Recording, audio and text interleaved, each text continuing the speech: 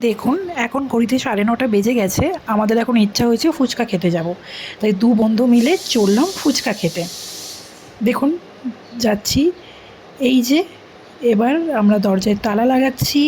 তালা লাগিয়ে বেরিয়ে পড়ব। আর এই পাগলটাকে দেখুন, হেসেই যাচ্ছে, হেসেই যাচ্ছে।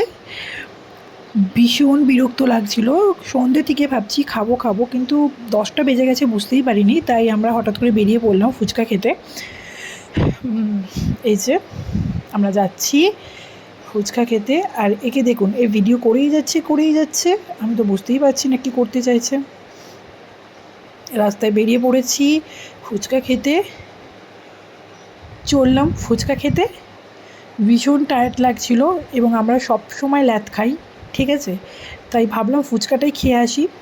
ঘড়িতে অলরেডি 10টা বাজতে যায়। দুজনে মিলে হাঁটছি। দেখুন, রাস্তায় কেউ নেই, আমি আর ও দুজনে মিলে যাচ্ছি। জানি না ফুচকা কাকু আদৌ আছে কি না, আবার চলে গেছে কি না, বাট গিয়ে তো দেখি। যদি থাকে, আমাদের ভাগ্য ভালো থাকে, তাহলে পেয়ে যাব।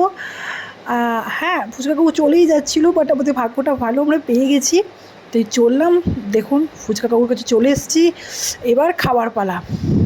আমরা তো খাচ্ছি, আপনারা যদি খেতে চান তো চলে আসুন। আমরা খেতে শুরু করলাম, আপনারাও চলে আসবেন, ঠিক আছে? ওকে, তাহলে স্টার্ট করা যাক। দেখুন, একে দেখুন, কি এক্সাইটেড ফুচকা খাবে বলে। উফ, ওর এখনই জিভে জল আসছে।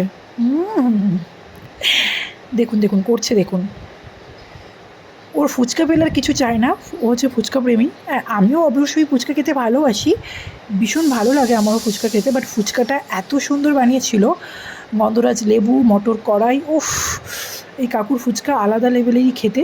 ঠিক মালঞ্চ আমিনিয়া হোটেলের সামনেই কাকু বসে। তা ভীষণ ভালো ফুচকা করে। আমরা তো এই কাকুর কাছেই ফুচকা খাই। তা আপনারা যদি খেতে চান চলে আসবেন। ওকে ওকে, বাই বাই।